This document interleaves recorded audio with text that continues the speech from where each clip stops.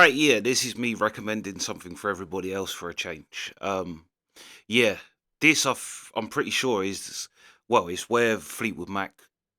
I'm pretty sure they named this session Fleetwood Mac, but this was back when Peter Green was still in John Mayall and the Breakers, and John Mayall brought Peter Green recording time for his birthday, for his 21st birthday.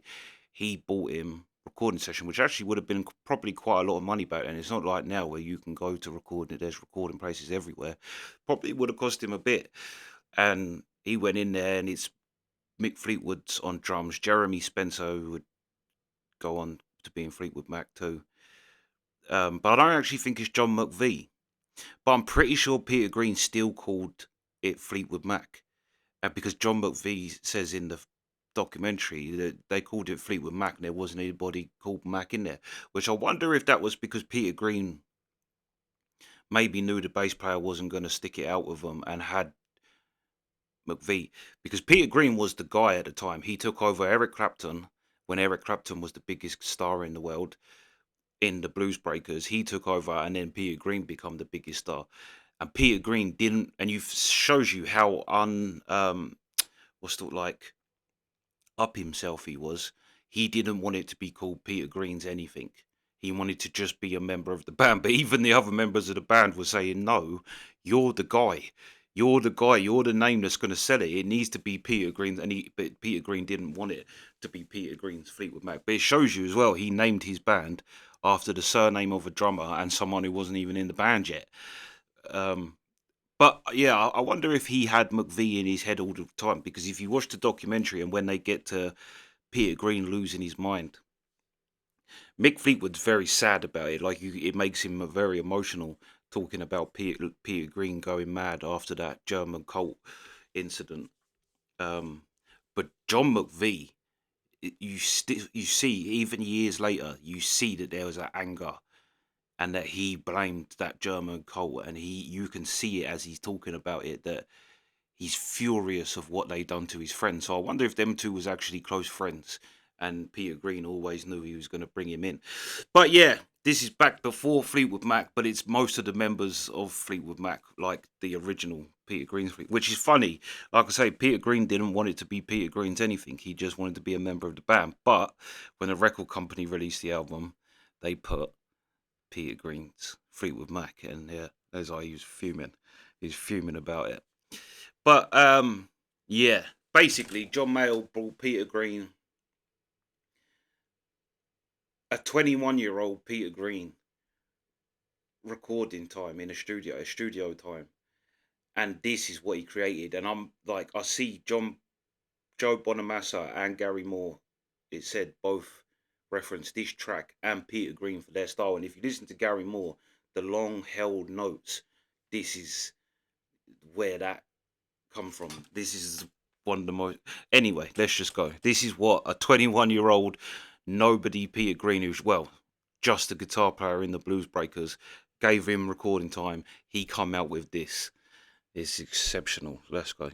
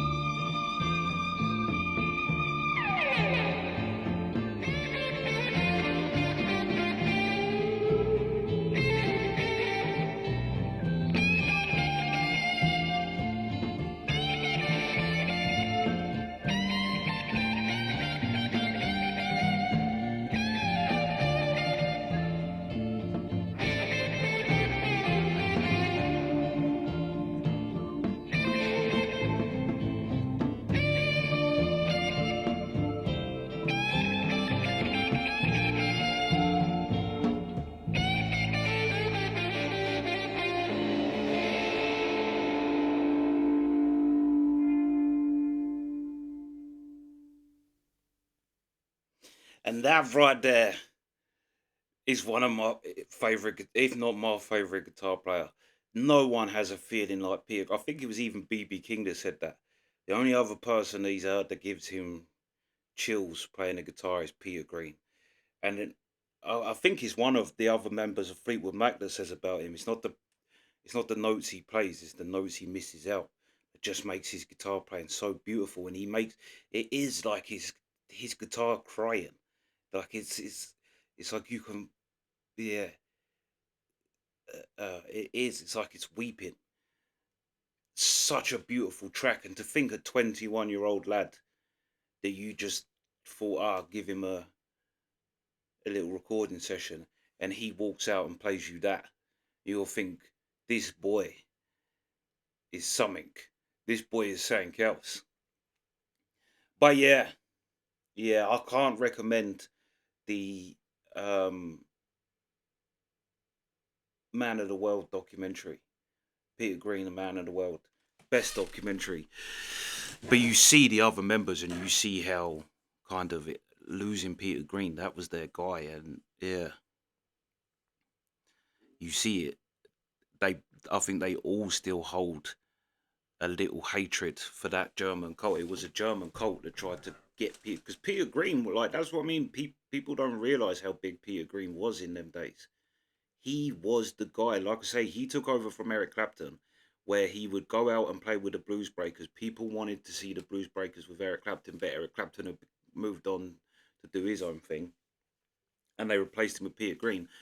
There's a story of Peter Green got headbutt walking to the I'm sure, yeah, it was like he got headbutt walking to the stage, and as like you can see pictures from that gig. He's all his because and people would boo him, and until he started playing, and he would just win crowd over after crowd over, and they said you used to get graffiti around around London and the UK saying Clapton is God, and then it was the Green God, Peter Green. I'm sure it was that, yeah, or Peter Green is God, but the Green God. That's what he was. He become afterwards, and then that was it. His star was born. Um, but yeah, like you see it with the other members of Fleetwood Mac that, and I just love that. That's like not only is Peter Green one of my favorite artists, but he's one of my favorite people.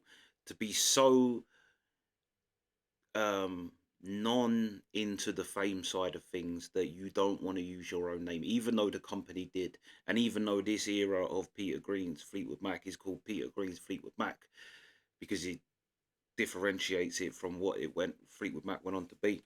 But he didn't want that. He just wanted to be Fleetwood Mac, which is not his name. It's the name of two people, well, one person, and then someone who's not even in the band yet. Um, but that's why I love Peter Green, and yeah, he's and like I say, you hearing Gary Moore and people like that, you can hear that like them notes he was playing and them long held notes. It's just so Gary Moore. Like we've already done a couple Gary Moore, but instantly you get that from his guitar playing. Incredible. Yeah, I see Joe Bonamassa say as well that Peter Green was a big influence on him too. And it's such a shame because even Peter Green wasn't as good as Peter Green um, after because he really went nuts and he ended up like having voices in his head. One of them was a strong female voice that told him not to play. He wasn't allowed to play guitar anymore, and it just happened. He was just in some nut else, and it was just some music journalist that went to see him, and he said I'd go and interview him in the morning, and he'd be lively, and then in the afternoon he'd be like a zombie.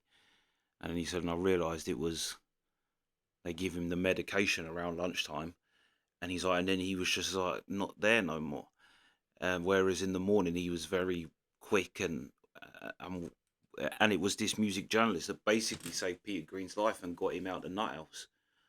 Um, and then he went back to playing guitar, but he never like that time period of Peter Green. It's just so special, I think, and what he done and the vastness in the sound of what he done from Green Manalishi to Albatross, all in the space of just a few years, is yeah. Oh, I can't praise him more. But yeah, that's the video. Sweet.